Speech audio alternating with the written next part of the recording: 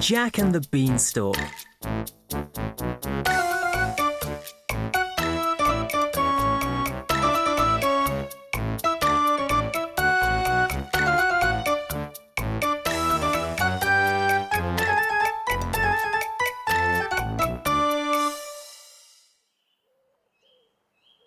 Once upon a time, there was a boy named Jack, who lived with his mother, a poor widow. They had no money, so Jack's mother told him to sell their only cow. On his way to market, Jack met a butcher who offered to exchange the cow for 5 magic beans. Jack thought this would save him a long walk, so he agreed. Jack's mother was furious and threw the beans outside. The next morning, Jack was amazed to see an enormous beanstalk outside his bedroom window. He decided to climb up it to see what was at the top. He climbed and climbed, and at last he found himself in a beautiful meadow. In the distance, he could see an enormous castle. By now, Jack was very hungry, so he walked toward it, hoping to find something to eat. Jack knocked at the castle door. A huge woman opened it. Excuse me, Jack stuttered. I haven't had anything to eat since yesterday morning. Could you let me have some food? The giantess was big and ugly, but she had a kind heart, so she let Jack into the kitchen and gave him some breakfast. Just as he finished eating, he heard a terrible thump, thump, thump.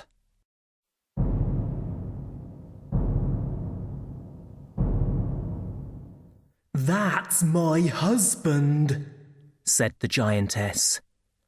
"Quick, jump in the oven or he will eat you for breakfast." Jack hid just in time.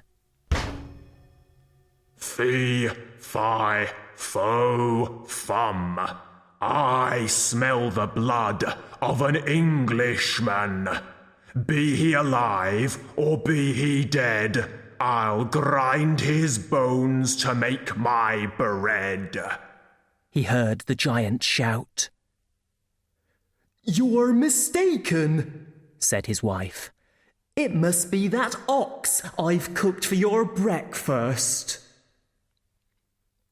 After breakfast, the giant sat down to count his money, but he soon fell asleep.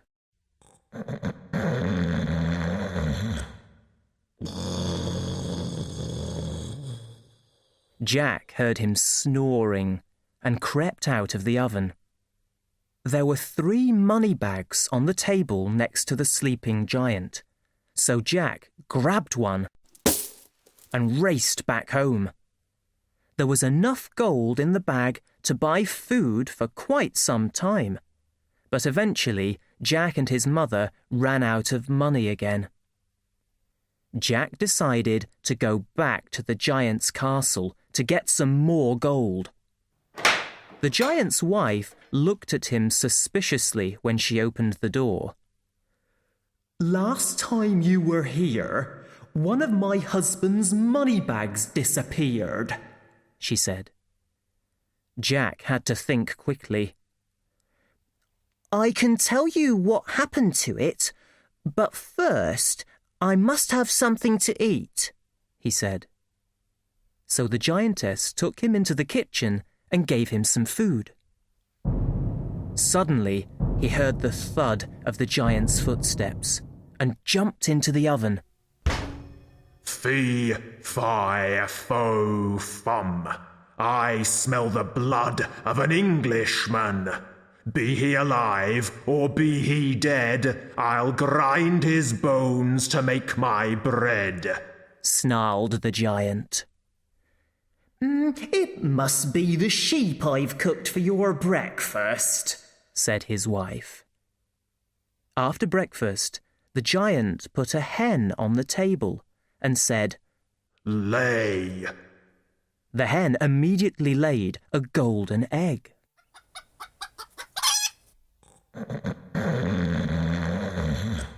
As soon as the giant fell asleep, Jack stole the hen and raced back home with it.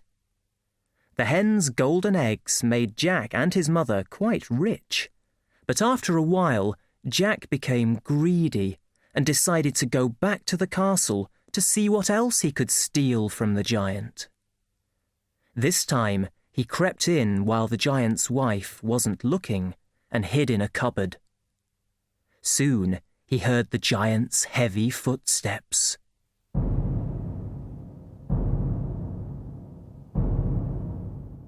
Fee, fi, fo, fum.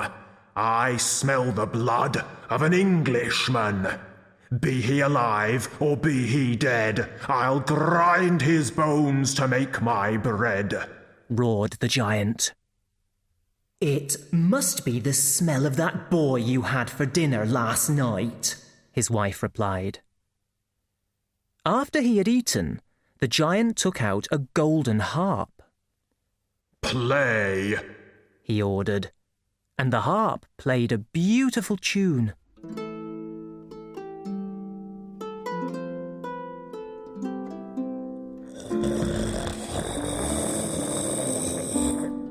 When he fell asleep, Jack seized the magic harp and ran off.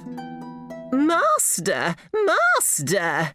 shouted the harp, waking the giant up. Jack felt the beanstalk shake as the giant started to climb down after him. When he reached the bottom, he rushed to get a hatchet and chopped the beanstalk down.